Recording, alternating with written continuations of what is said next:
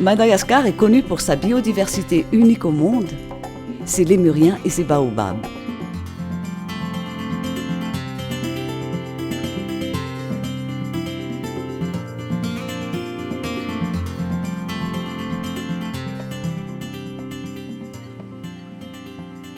Mais Madagascar possède aussi de nombreuses richesses agricoles, certaines connues comme la vanille et le litchi,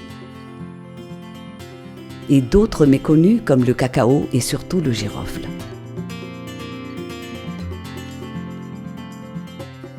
Pourtant, Madagascar occupe une place prépondérante sur le marché international de cette épice.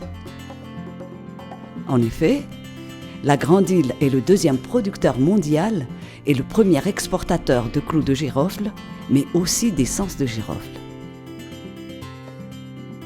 Le girofle est, à Madagascar, une culture de rente, c'est-à-dire qu'elle n'est pas destinée à être consommée par les producteurs, mais à être vendue sur le marché international.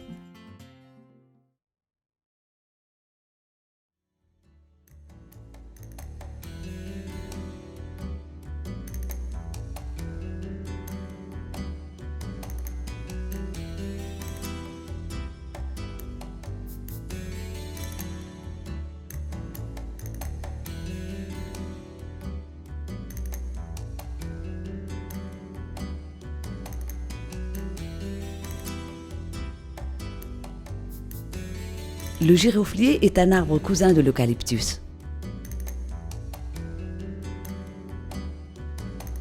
Il est originaire d'Indonésie et plus précisément de petites îles de l'archipel des Moluques. Introduit à Madagascar il y a un peu moins de 2 siècles, sa culture s'y est très rapidement développée.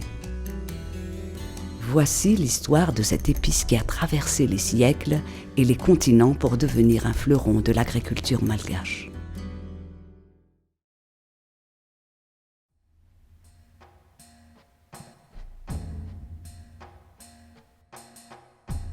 Depuis l'Antiquité, marchands arabes ou chinois ont fait commerce du girofle tout en prenant grand soin d'en cacher l'origine, car très tôt il fut considéré comme un produit rare qui apporte richesse à celui qui le détient et suscite la convoitise des autres.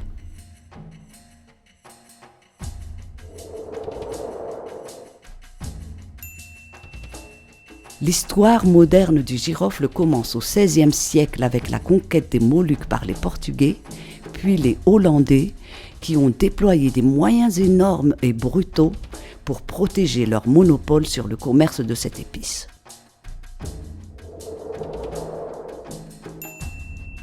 Mais ils ne prirent pas assez de précautions car, grâce à l'acharnement d'un botaniste, agronome et missionnaire au nom prédestiné, Pierre Poivre, une expédition française réussit, en 1770, à voler aux Hollandais les premiers plants vivants de girofle et à les acclimater dans les colonies françaises de l'océan Indien, et en particulier sur l'île de France, l'actuelle île Maurice. En 1827, les premiers girofliers sont plantés à Madagascar, sur la petite île de Sainte-Marie. Ils sont sans doute à l'origine de la giroflière malgache actuelle.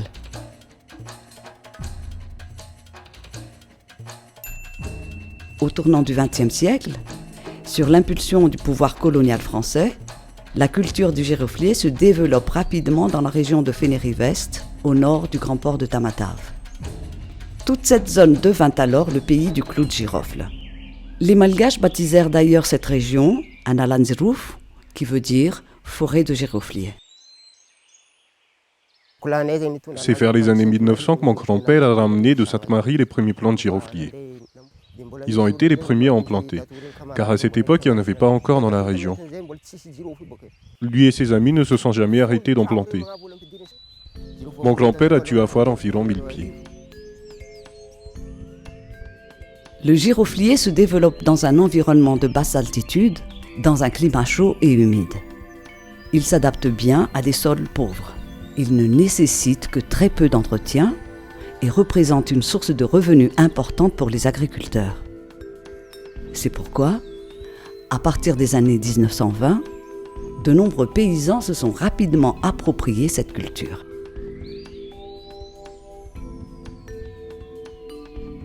Actuellement, On dénombre sur la grande île plus de 31 000 producteurs de clous de girofle qui ont chacun entre 10 et 1000 pieds de giroflier.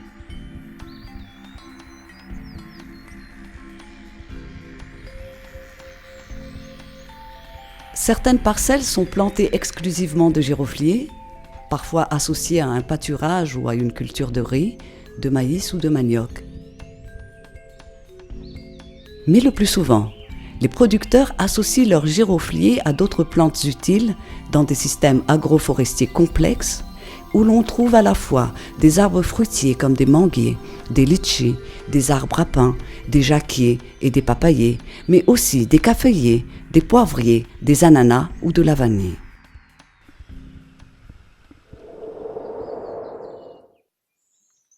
D'un point de vue botanique, le clou de girofle est le bouton floral du giroflier qui doit être impérativement récolté avant l'ouverture de la fleur.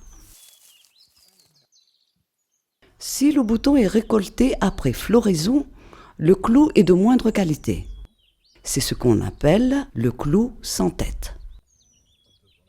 Le clou doit être récolté uniquement quand le bouton est rose. Ce stade de maturité est éphémère et la récolte ne peut se faire que manuellement. Au moment de la maturité, entre octobre et décembre, les équipes de cueilleurs promènent leurs échelles de bambou d'arbre en arbre.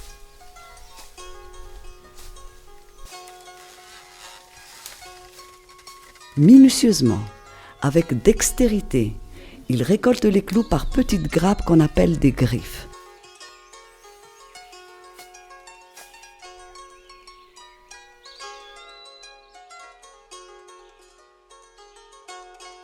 Mais le girofle présente une particularité contrariante pour les producteurs. Sa production est très variable d'une année à l'autre, sans que l'on arrive à expliquer les causes de ces variations.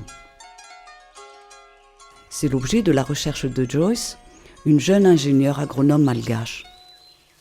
On ne sait jamais quand est-ce que ce sera une bonne production ou une mauvaise production.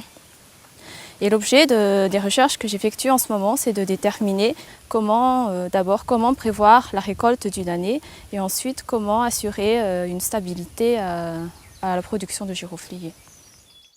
Le rendement du giroflier est contrôlé par un ensemble de facteurs complexes. Mais il y a un indicateur précoce assez simple que les producteurs scrutent avec attention. C'est l'apparition des minuscules boutons floraux. Dès le mois d'avril, quand les griffes et les clous apparaissent, je peux déjà évaluer la production de mes girofliers. Mais s'il pleut beaucoup ou s'il y a un cyclone, les griffes peuvent s'abîmer. Par contre, s'il pleut normalement, on peut espérer avoir une bonne récolte. Mais cet indicateur n'est pas fiable à 100%.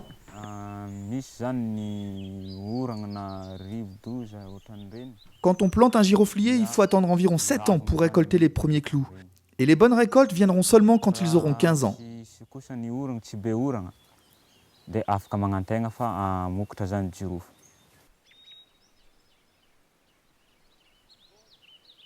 Les producteurs qui ont de nombreux girofliers doivent faire appel à beaucoup de main-d'œuvre familiale ou salariée.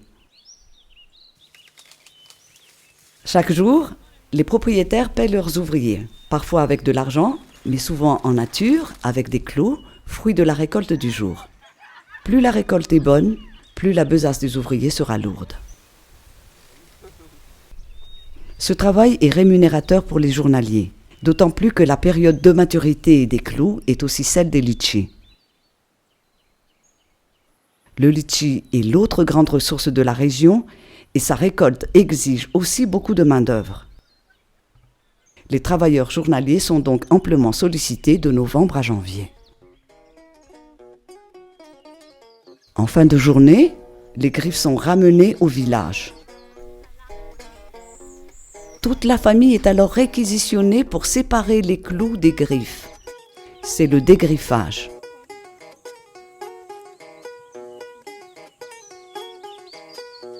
Cette étape doit se faire immédiatement après la récolte d'un geste précis et répétitif. Ensuite, les clous sont mis à sécher au soleil. C'est pendant le séchage, qui dure 3 à 5 jours, que les clous de girofle acquièrent leur qualité d'épice.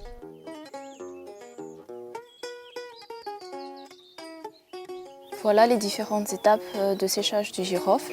Là, on voit nettement le brunissement et après la diminution de volume du girofle. La tête reste toujours collée au clou. Or, durant la saison de collecte des clous, la saison des pluies est à son apogée. Et bien souvent, des averses aussi inattendues que brutales perturbent le séchage des clous qu'il faut de toute urgence mettre à l'abri pour qu'ils conservent toute leur qualité et donc leur valeur.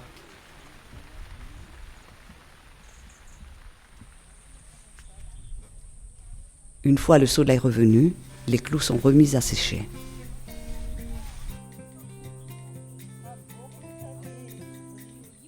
Cependant, la pluie n'est pas la seule ennemie du giroflier. Les paysans craignent particulièrement la chenille d'un papillon que les Malgaches appellent andich. Cette chenille creuse des galeries dans les branches et les troncs des girofliers, ce qui entraîne la mort de toutes les parties minées. À l'heure actuelle, il n'existe aucun traitement à ce fléau. Et les producteurs n'ont comme seul recours que d'amputer leurs arbres des parties infectées.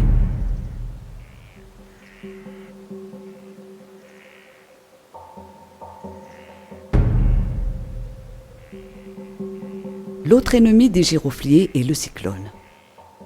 Or, la côte est de Madagascar est parmi les grandes zones cycloniques de la planète. Alors, pour diminuer les risques, les producteurs étêtent régulièrement la cime de leurs girofliers afin de réduire la prise au vent. Cette pratique présente deux autres avantages. Le premier est de rendre la cueillette des clous plus facile, car en les taillant régulièrement, les girofliers restent de petite taille, facilement accessibles. Le second avantage est que la taille fournit régulièrement des rameaux feuillés issus de l'élagage qui sont utilisés ensuite pour produire de l'essence de girofle. Car le giroflier recèle aussi un autre produit à haute valeur commerciale, l'essence de girofle, qu'on obtient par distillation des feuilles, des griffes ou des clous. Sa production est l'objet d'études de Rindge, lui aussi jeune ingénieur agronome. Pour produire de l'huile essentielle de girofle avec un alambic, il faut bien entendu des feuilles de girofle, mais aussi du bois de chauffe et de l'eau courante. Toutes ces matières premières doivent être rassemblées à proximité de l'alambic. Le bois qui alimente le feu pour mettre sous pression l'alambic provient des forêts aux alentours.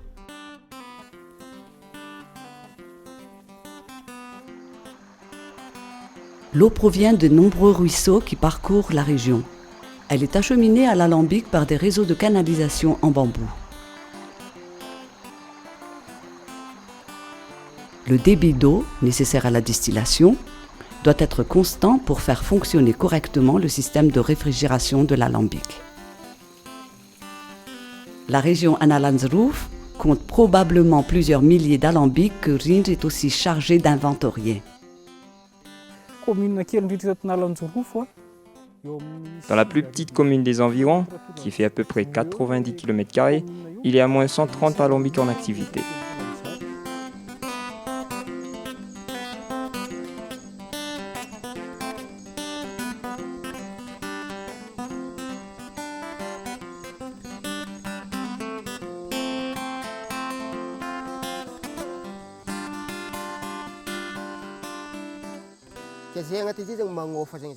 Moi, je n'ai pas d'alambic, et pour pouvoir produire de l'huile essentielle, il faut que j'en loue. Je dois donner 1 litre de ma production d'huile essentielle pour payer la location.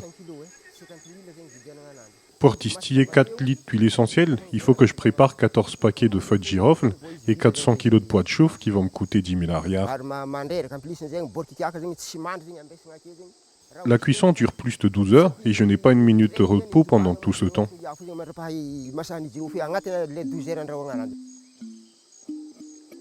Une fois l'huile essentielle produite, elle est sommairement décantée et conditionnée dans des bidons de récupération qui serviront à son transport.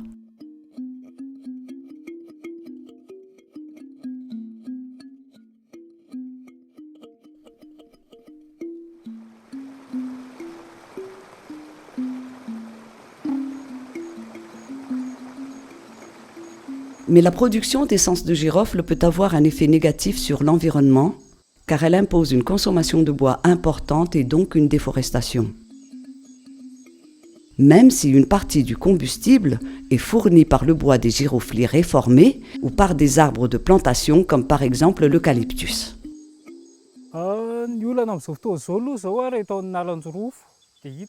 Dans la région, c'est de plus en plus difficile de trouver du bois de chauffe car la déforestation s'est amplifiée. Les producteurs se sont mis à couper d'autres arbres comme le jacquier, l'albizia ou le glycidia qui ne sont pourtant pas utilisés comme bois de chauffe habituellement. Tous ces grands arbres sont en train de disparaître.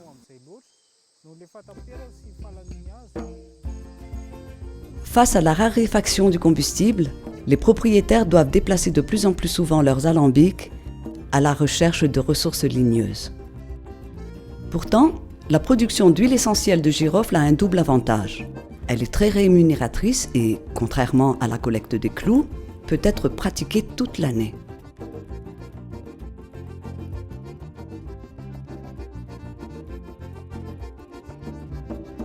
C'est une source de revenus essentielle pour les ménages, qui leur permet d'acheter du riz si leur production n'est pas suffisante pour nourrir la famille ou de répondre à un besoin imprévu et urgent en argent liquide.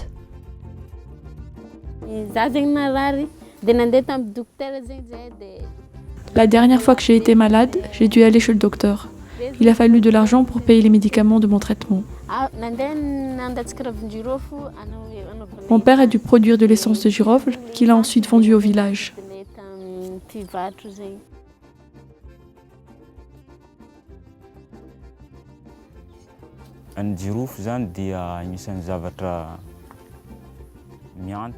C'est grâce à la culture de girofle que j'ai pu subvenir aux besoins quotidiens de ma famille. En 2011, mes conditions de vie se sont nettement améliorées, car la récolte a été exceptionnelle. On a fait 25 sacs de clous secs, ce qui fait plus d'une tonne de girofle. Et j'ai aussi vendu 32 litres d'huile essentielle, ce qui m'a rapporté pas mal d'argent. Et grâce à tout ça, j'ai pu réhabiliter ma maison, acheter une télévision, un lecteur DVD et même un téléphone portable.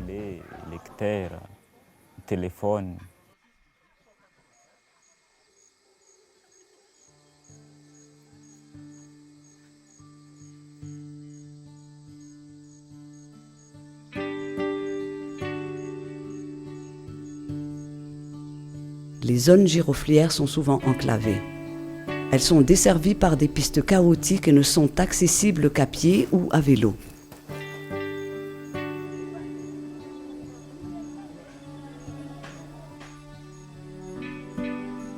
Emprisonnés dans cet environnement luxuriant mais contraignant, les producteurs vendent leur production à des collecteurs de proximité qui sont également les boutiquiers des villages.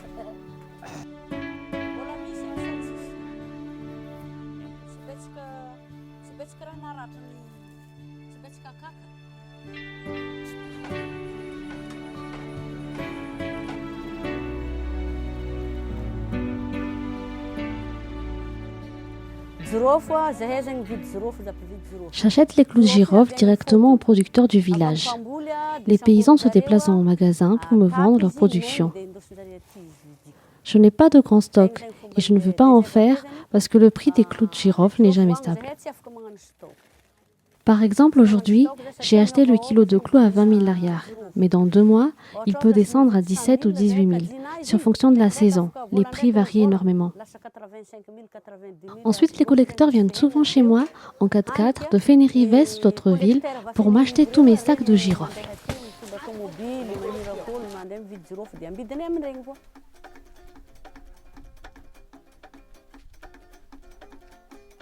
Du paysan producteur à l'exportateur de Tamatave, les clous et l'essence de girofle passent entre les mains de 2 ou 3 intermédiaires en fonction de l'enclavement des zones de production.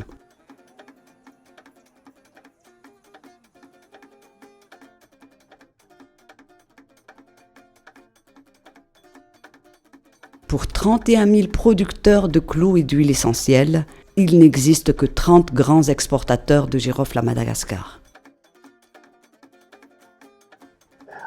Dans l'agence de Tamatave, Nous faisons l'achat avec nos collecteurs que nous recevons dans notre magasin.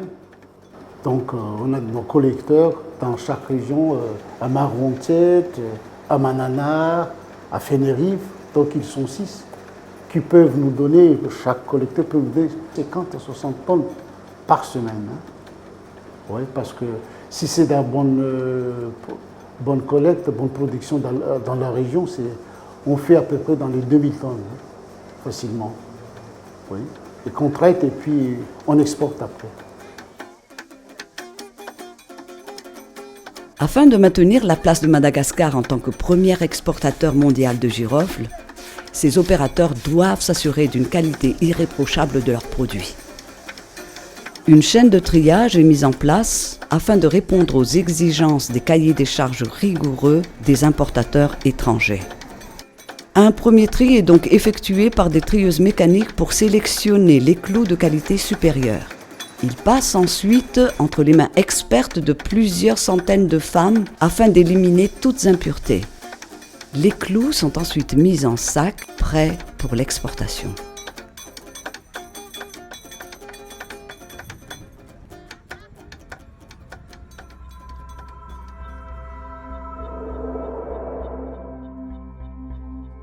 On pourrait croire que le marché mondial du girofle est celui des épices, car le clou est utilisé dans de nombreuses cuisines du monde, de la choucroute alsacienne aux currys indiens.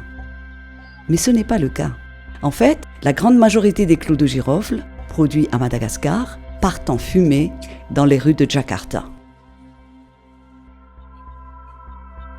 Une fois exportés vers Singapour puis l'Indonésie, les clous sont incorporés dans des cigarettes traditionnelles, les kretek, faites d'un mélange de tabac et de girofle.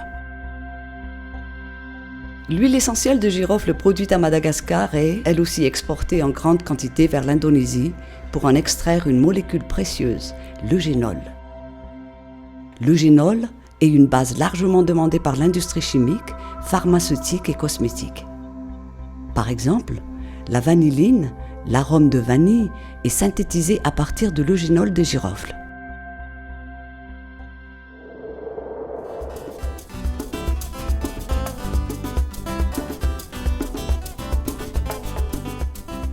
Source de revenus pour les producteurs locaux, le girofle est aussi une ressource importante de l'État malgache.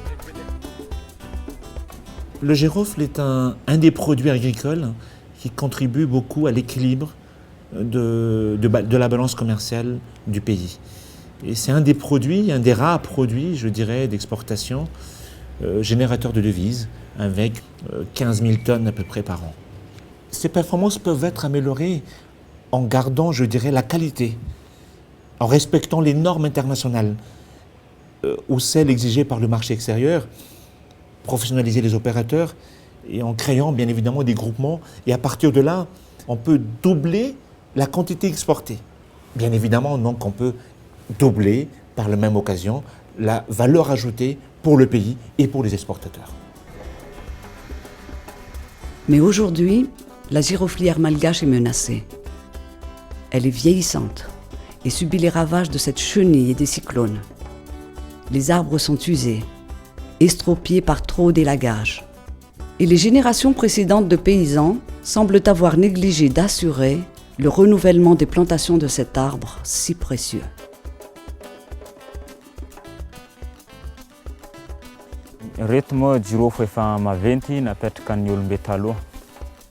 Aujourd'hui, je peux dire que les pieds de giroflier de ma famille sont vieux, car ils ont été plantés par mes grands-parents. Maintenant, on peut encore en vivre. Par contre, ce sera plus difficile pour mes enfants et mes petits-enfants. C'est pourquoi aujourd'hui j'en plante. Et c'est un héritage que je lèguerai à mes enfants et aux générations futures.